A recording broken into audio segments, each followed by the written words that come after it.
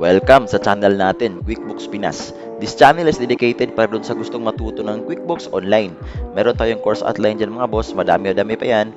Tsaka meron tayong module binibigay every video. So I'm sure marami kayong matutunan dito mga boss. Tambay lang kayo sa channel natin. At saka pwede nyo siyang ma-access anytime. Basta meron lang kayong internet, visit nyo lang channel dito natin sa YouTube. So promise ko sa inyo mga boss, marami kayong matutunan dito. So kompleto na po lahat.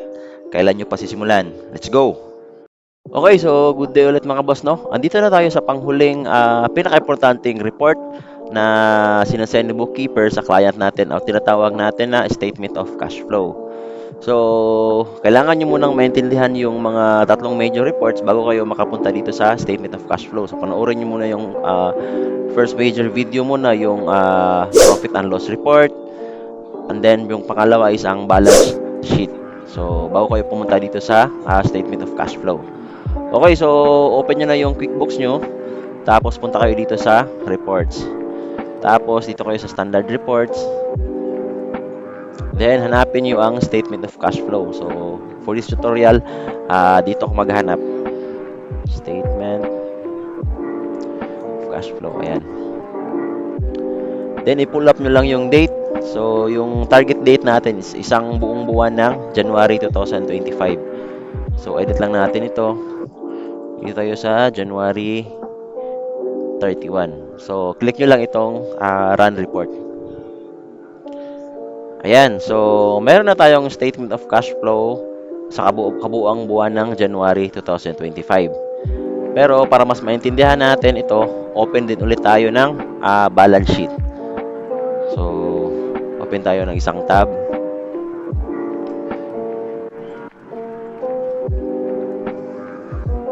Okay. So, hanapin natin itong balance sheet.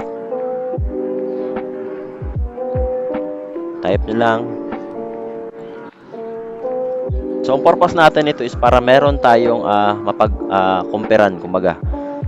So, pull up natin tong January 31. Ayan, so meron tayong balance sheet dito, then meron na din tayong statement of cash flow dito. Pero bago tayo mag-proceed, alamin muna natin kung ano itong statement of cash flow. Si statement of cash flow mga boss, ito yung isang financial report ni QuickBooks na nagpapakita ng how much the cash moves in and how much the cash moves out sa business natin basically. So ang goal talaga natin dito is ma-identify natin kung saan napapunta ang pera natin. So what kind of expenses natin siya na nailagay. And then kasi kapag sa statement of cash flow, even sa actual na business, kapag masasabi mo na kumikita yung business mo kasi maraming pera yung pumapasok, hindi mo talaga siya ma-identify 100% kapag hindi mo tinitingnan itong statement of cash flow report. So sa statement of cash flow report, meron siyang tatlong major section din. Katulad ng balance sheet. So, meron siyang operating activities, cash flow. Tsaka meron ding cash flow from investing activities. And the last one is itong finance activities. So, ito yung tatlo. So, isa-isahin natin itong tatlo kung ano ito, mga boss. So, dito muna tayo sa operating activities. So, anong meron dito sa operating activities? So, click nyo lang itong parang arrow dito, triangle. So, dito lahat yung mga, lalabas lahat yung mga operating activities natin. So, basically, meron tayong profit for the year, 51,946. So, saan natin ito kinuha? Kinuha ito sa ating balance sheet. So, kung pupunta tayo sa balance sheet, ito yung net income natin. Ayan. Net income na 51,946. So, balik tayo dito. Meron tayong account receivable na 1,959.78. So, galing din yan sa balance sheet natin. Account receivable, ayan. So, click nyo lang ito. Dito lalabas yung total na account receivable natin, which is 1,959.78. Back lang natin. Ito namang inventory, wala tayong inventory. Then, ang prepaid dues and subscription, dito rin yan sa balance sheet natin. So, ayan, 69.68. Then, itong account payable, 2,789. So, by the way, huwag kayong malito sa mga sign na negative is meaning expenses yan. Yung 51 naman is either naiwan na pera or na-receive na pera. Okay, dito naman sa negative 279 expenses yan sa account payable. So, babayarin natin. So, punta tayo dito sa balance sheet, yung account payable natin. So, ito yun. So, i-click nyo lang yan. So, basically, meron tayong 2519 tapos yung nag-apply tayo ng supplier credit na 269. Pag i-add natin yan, ito yung 2,789 natin na accounts payable. Ayan. Tapos, ito, meron tayong credit card na 920. Ibig sabihin nito, ito na lang yung natirang pera sa credit card natin, which is 920.94. So, kung i-click nyo yan, dito lalabas yung mga transaction report na ginamit natin sa credit card. So, kung makikita nyo, yung total nito is, ayan, 920.94, which is match dito sa balance sheet natin na credit card. So, ayan. Ayan. Kapareha lang yan sa, ayan, 120.94. Galing din yan sa balance sheet. Okay, so, back muna natin to. Then, eto, negative 389.52. Nag-arrive ito kasi ito yung mga gastos natin, no? So, i-plus nyo lang ito, itong account receivable, tapos itong tatlo. 1,159.78 up to dito, 278. Ang total niyan is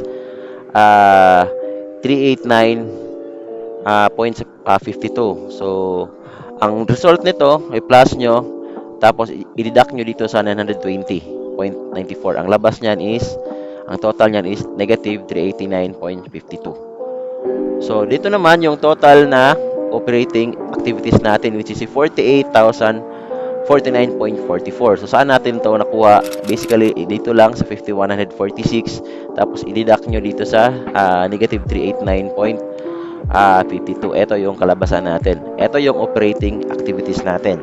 So, sa operating activities, mga boss, ito yung mga activities na meron tayong na-receive from customers, meron tayong nabayaran, and then yung mga depreciation din, andyan din yan. Tapos yung mga account receivable, tsaka account payable. So, yan yung kabuuan ng ating operating activities.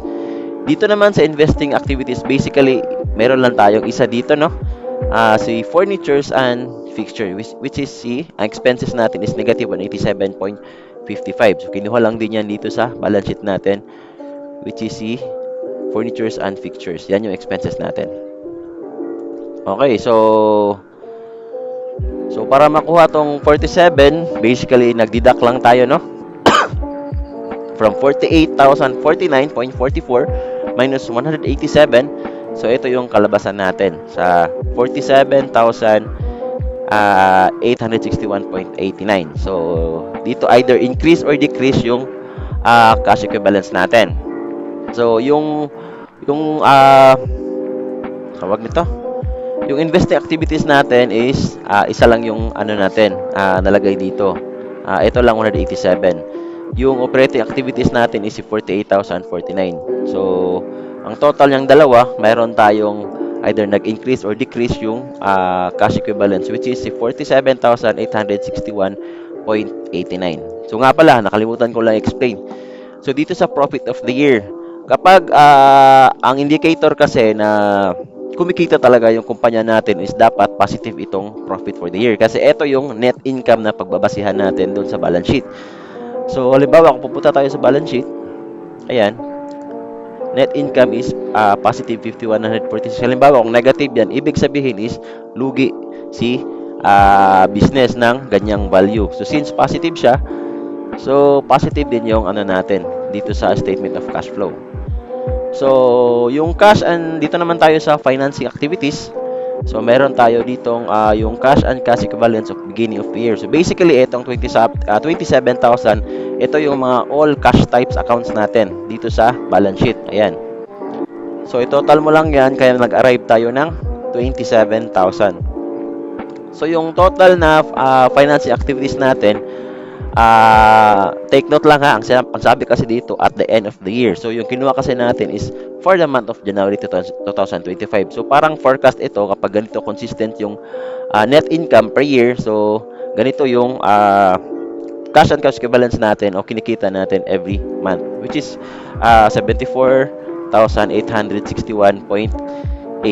So ganyan lang po ang basic na pag-analyze sa isang statement of cash flows. So ulitin ko lang gaya ng mga na-mention ko sa previous video. So paano nyo masasabi kapag healthy yung isang kumpanya o isang business, dapat titingin kayo sa tatlong major core financial report ng isang accounting method, which is ang una, yun yung profit and loss. Pangalawa is yung balance sheet. Panghuli is etong statement of cash flows.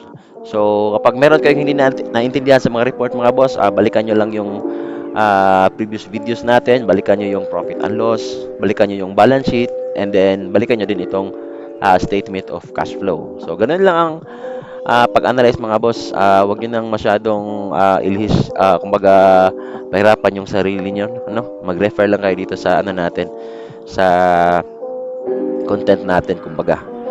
So, kung nagustuhan nyo nga pala itong video natin, please mag-like and subscribe kayo or i-share nyo para wala po kayong ma-miss na mga videos na i-upload po natin. So, yun lang po and see you soon.